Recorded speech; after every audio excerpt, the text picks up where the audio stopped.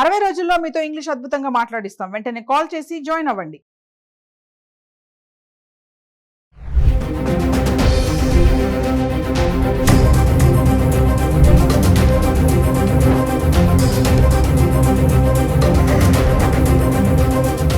Hello viewers, welcome back to Suman TV. ప్రస్తుతం మనతో పాటు ఉన్నారు 20 ఇయర్స్ నుంచి అమెరికాలో ఉంటున్నటువంటి ఎంఎన్సీ ఎగ్జిక్యూటివ్ వీరభద్ర సార్ గారు. సార్తో మాట్లాడండి. నమస్తే సార్. నమస్తే. సార్, మన పిల్లలు చదవడానికి అమెరికా వెళ్ళి అక్కడ ఎందుకు చాకరీ చేస్తున్నారు అంటే, సార్ మీరు అక్కడ ఉంటున్నారు కాబట్టి మీరు అక్కడ సిచ్యువేషన్స్ చూస్తూ ఉంటారు. ఎంఎస్ చేయాలని, అబ్రాడ్ ఎడ్యుకేషన్గా వెళ్ళాలని ఇక్కడ తాకట్టు పెట్టి ఈఎంఐలు కట్టి ఏదో అమ్మేసి చేసి ఎట్లా పంపించేస్తున్నారు తల్లిదండ్రులు కూడా. అక్కడికి వెళ్ళిన మన పిల్లలు మరి ఎందుకు ఇలాంటి చిన్న చిన్న దాంట్లో చాకరీ అనే అనుకోవాలా అంటారా? అంటే ఏం చెప్తారు సార్ ఒకసారి? నేను చెప్పేది మీ వ్యూవర్స్కి అంత నచ్చకపోవచ్చు, బట్ ఇది ఒక క్రూడ్ అనాలిసిస్. ఇది అందరికీ వర్తిస్తుందంటే మేబీ నాట్. బాగా ఆస్తిపరులు స్థితిమంతులకి ఇది వర్తించకపోవచ్చు, బట్ వాళ్ళు కూడా ఈ విషయాన్ని అక్కడ అబ్జర్వ్ చేస్తుంటారు. ఏంటి అంటే, చాలా మటుకు మన పిల్లలు అమెరికాకి ఐవీ లీగ్ లాంటి టాప్ లెవెల్ స్కూల్స్కి అప్లై చేసి వచ్చేటటువంటి జీనియసెస్ తక్కువ ఉన్నారు. కొంతమంది లేరని కాదు, అలా డైరెక్ట్ అందులో అడ్మిషన్స్ సంపాదించి వచ్చిన వాళ్ళు ఉన్నారు. వాళ్ళు దానికి తగ్గ ఫైనాన్షియల్ ప్రిపరేషన్ తోటి రావాలి.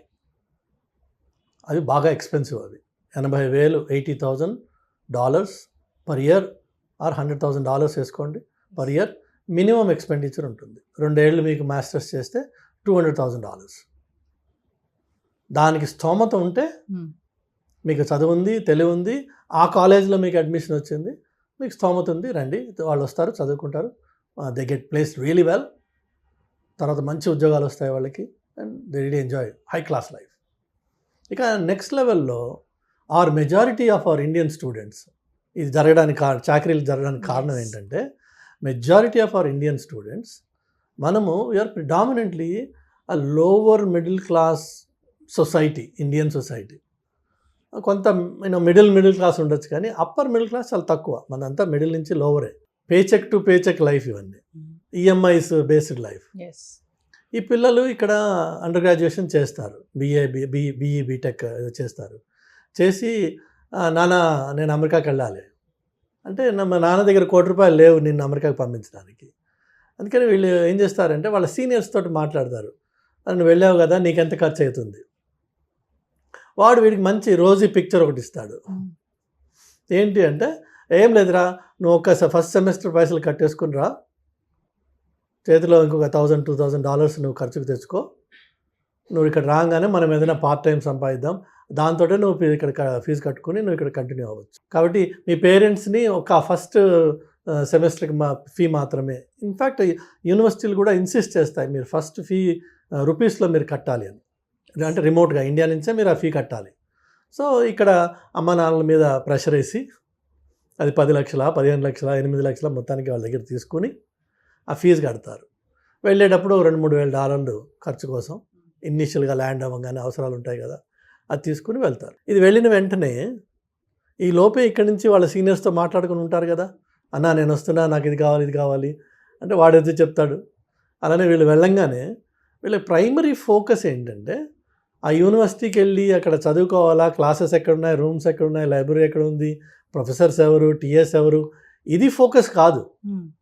వీళ్ళ ఫస్ట్ ఫోకస్ ఏంటంటే, ఇమ్మీడియట్గా నేను ఒక part time job, it's not a job, so part time work నేను సంపాదించాలి.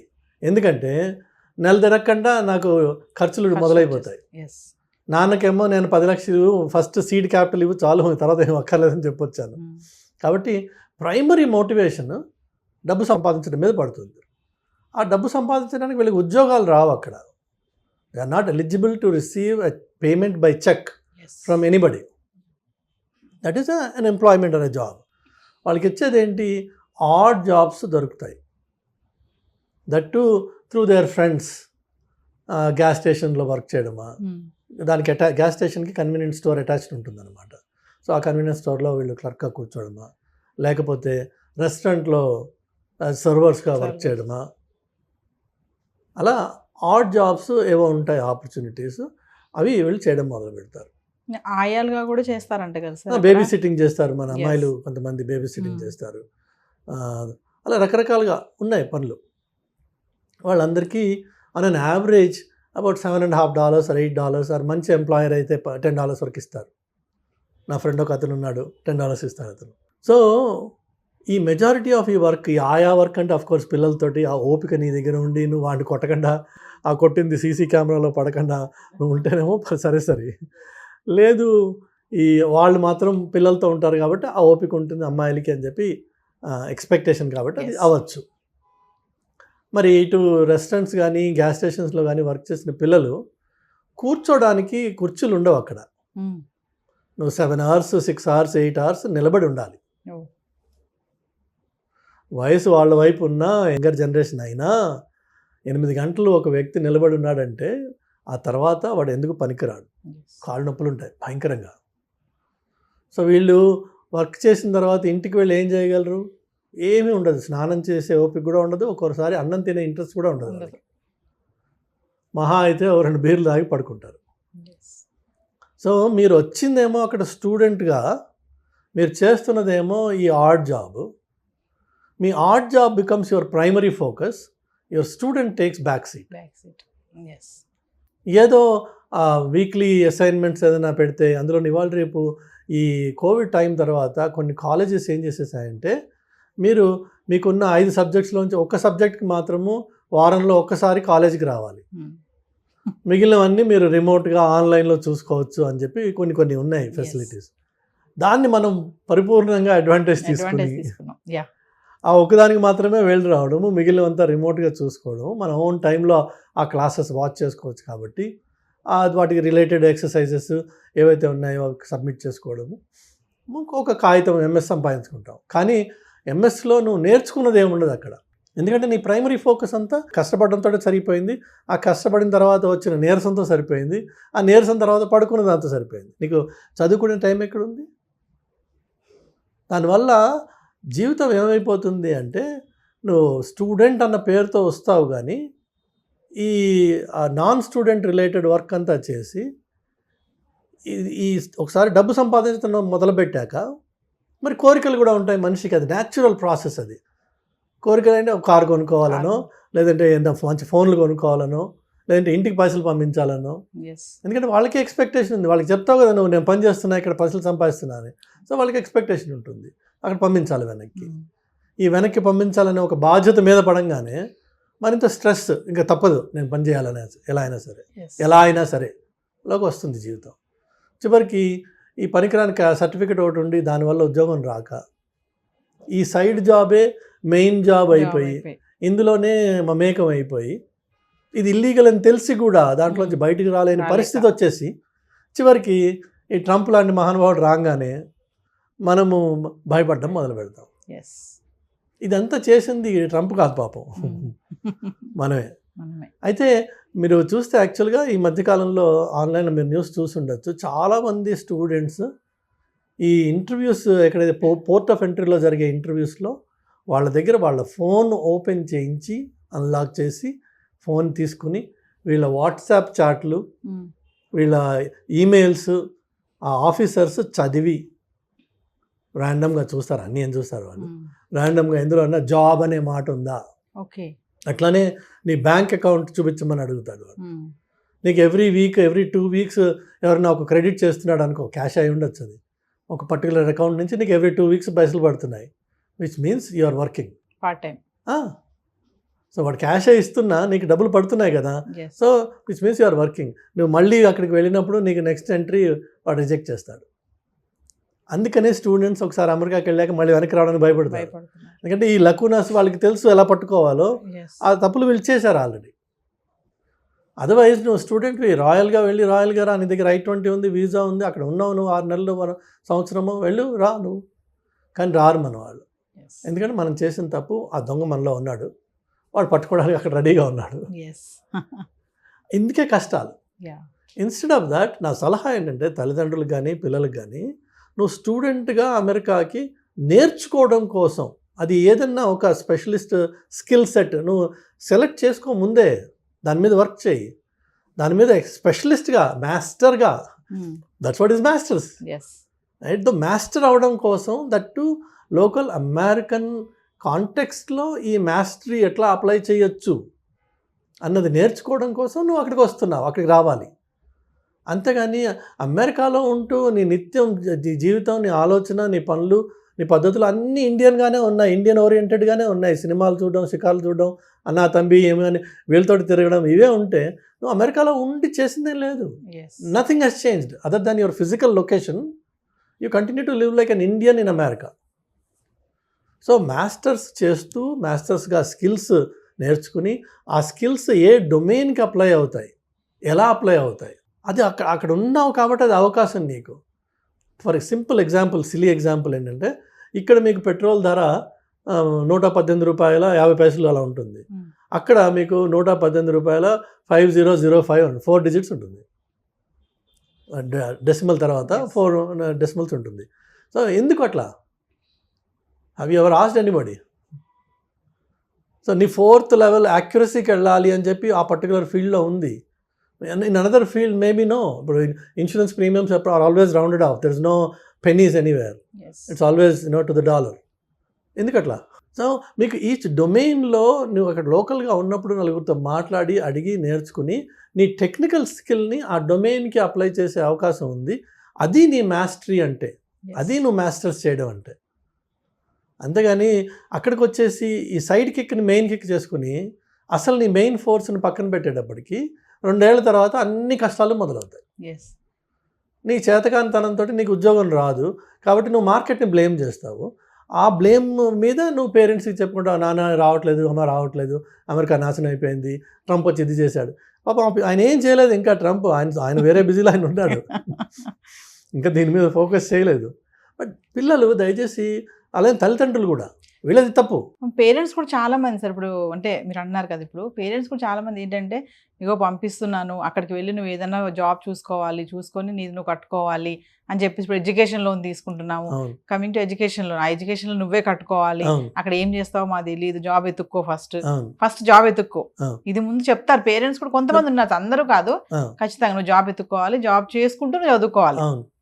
మరి పేరెంట్స్ మైండ్ సెట్ కూడా ఇలా ఉంది కదా సార్. అయితే పేరెంట్స్కి ఫస్ట్ వాళ్ళకి దయచేసి ఈ వీడియో చూసిన వాళ్ళు గ్రహించండి, అమెరికాకు వచ్చి మీ స్టూడెంట్ జాబ్ చేసే ప్రసక్తి లేదు, అది జాబ్ కాదు.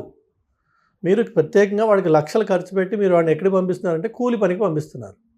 చక్కగా గారాభంగా పెంచుకున్న కొడుకునో కూతురునో మీరు కూలి పని కోసం అని చెప్పి అమెరికాకి లక్షలు ఖర్చు పెట్టి ఆ కూలి పని చేసుకుని నువ్వు చదువుకో అని చెప్పి పంపిస్తున్నాను.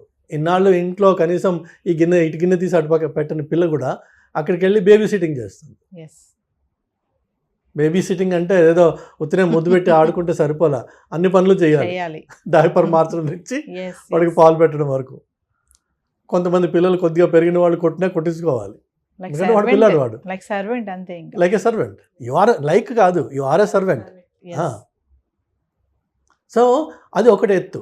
రెండోది వచ్చేసి మీరు ఆలోచించండి, ఒక స్టూడెంట్గా వెళ్ళిన పిల్లవాడు, స్టూడెంట్ లైఫ్ అయిపోయింది, మాస్టర్స్ మొత్తానికి ఏదో కాపీ కొట్టో వాడినడిగో వీడినడిగో కంప్లీట్ చేశాడు, వాడికి అసలు ఉద్యోగం రావట్లేదు, వాడికి కారు కొనుక్కునే హక్కు లేదు, వాడికి డ్రైవర్స్ లైసెన్స్ రాదు, వాడికి ఒక రియల్ లైఫ్ ఎంజాయ్ చేయాల్సిన అవకాశం దొరకదు.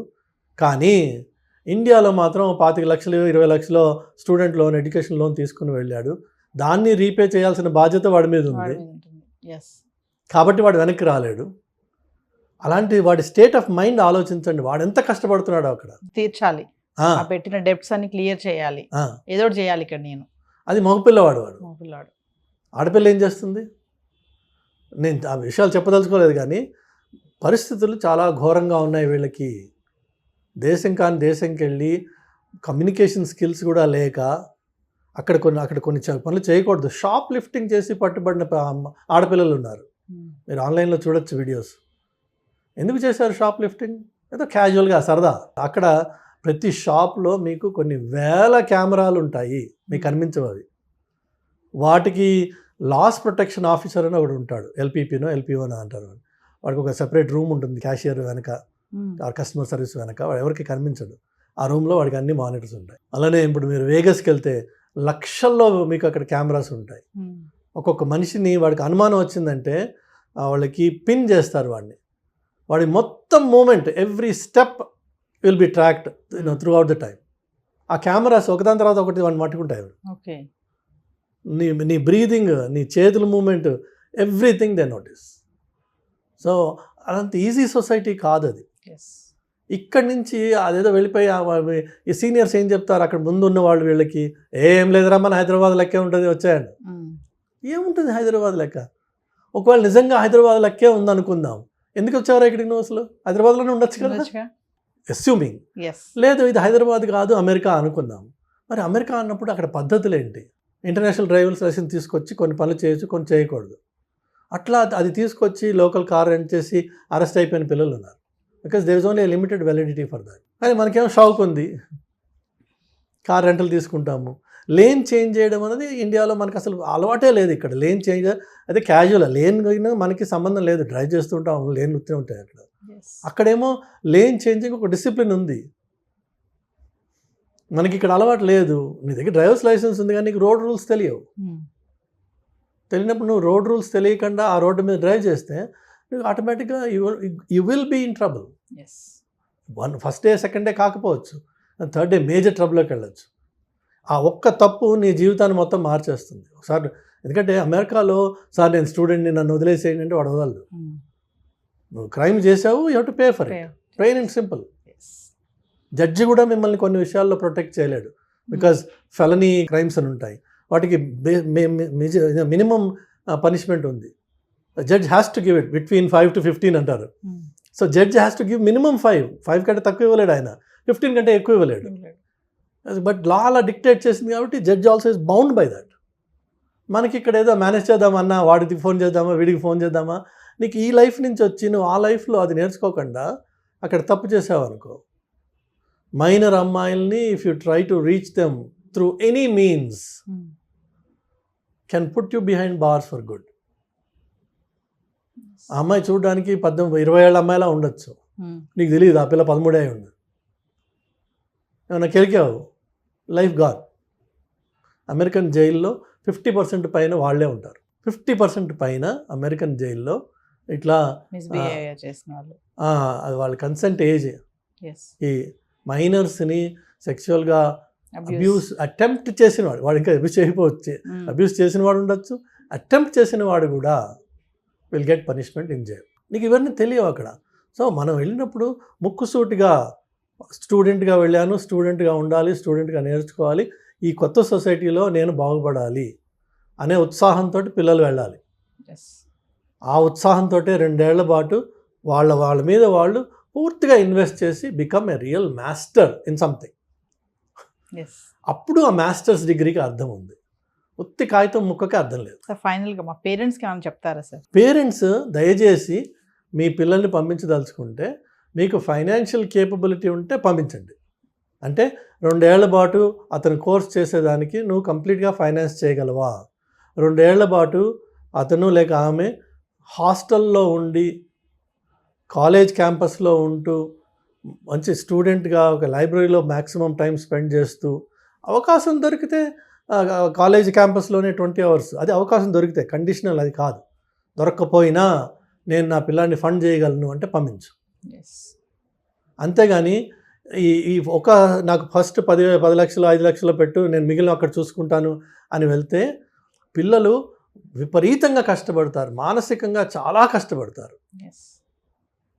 చెప్పుకోలేక కష్టపడతారు, విపరీతమైన ప్రెషర్స్ వాళ్ళకి. అనవసరంగా మనం తీసుకెళ్ళి వాళ్ళని ఒక నరకంలో తోసిన వాళ్ళం అవుతున్నాం. ఈ సిచ్యువేషన్ ఇంకా చెడుతుందే తప్ప అది ట్రంప్కి మీరు ఆపాదించవచ్చు. అన్ఫార్చునేట్గా పాపం ఆయన చేసింది ఏం లేదు ఇందులో. పాపం వల్ల వచ్చింది ఏంటంటే మన అప్రోచ్లో వచ్చిన పాపం ఇది. దానివల్ల ఈ సిచ్యువేషన్ ఇంకా చెడుతుంది. ఇప్పుడు ఒక ఊర్లో ఎన్ని రెస్టారెంట్స్ ఉంటాయమ్మా, ఎన్ని లక్షల మందికి వాళ్ళు ఉద్యోగాలు ఇవ్వగలరు? నీ ఫస్ట్ ఇయర్ స్టూడెంట్ ఉన్నాడు కదా అక్కడ, ఆల్రెడీ అక్కడ వర్క్ చేసిన వాడు, ఇప్పుడు కొత్తగా స్టూడెంట్ వచ్చాడు, అదే రెస్టారెంట్లో వాడికి ఏమి ఇస్తాడు? రెస్టారెంట్స్ అయితే పెరిగిపోవట్లేదు కానీ స్టూడెంట్స్ లాగా, కానీ ప్రతి సంవత్సరం 10,000 మంది దిగుతున్నారు ఒక టౌన్లో. ఎంతమందికి వస్తాయి ఉద్యోగాలు? సో ఇందులో కొంతమందికి వస్తాయి, కొంతమంది రావు. రానివాడు ఏం చేయాలి మరి? ఇప్పుడు హీనంగా బతుకుతున్నారు మన పిల్లలు. దానికి తల్లిదండ్రులు సహకరించి వాళ్ళని పంపిస్తున్నారు అక్కడికి. దయచేసి పంపించకండి. మీ దగ్గర ఆర్థిక స్తోమత ఉంది, మీ పిల్లవాడికి అంత తెలివి ఉంది, వాడు మంచి స్టూడెంట్, ఇక్కడ చదువుకున్నాడు, వాడికి ఫోకస్ ఉంది, అక్కడికి వెళ్తే మరింత బాగుపడతాడు, నేను దాన్ని ఫండ్ చేయగలను, నా దగ్గర డబ్బులు ఉన్నాయి, ఇల్లు అమ్మైనా సరే నేను వాడిని పంపిస్తా, ఇదే నా ధ్యేయం, వండర్ఫుల్, చెయ్యి. అంతేగాని బిడా నేను 20 లక్షలు తీసుకొచ్చా, నేను ఈ 20 లక్షలే నీకు తీసుకెళ్ళు, నువ్వేం చేసుకుంటావు చేసుకో, అక్కడ తర్వాత నుంచి నీదే లైఫ్ అని పంపించొద్దు. పంపిస్తే వాళ్ళు చాలా చాలా చాలా చాలా కష్టపడతారు, నరకానికి మీరు డోర్ ఓపెన్ చేసిన వాళ్ళు అవుతున్నారు. చేయకండి ప్లీజ్.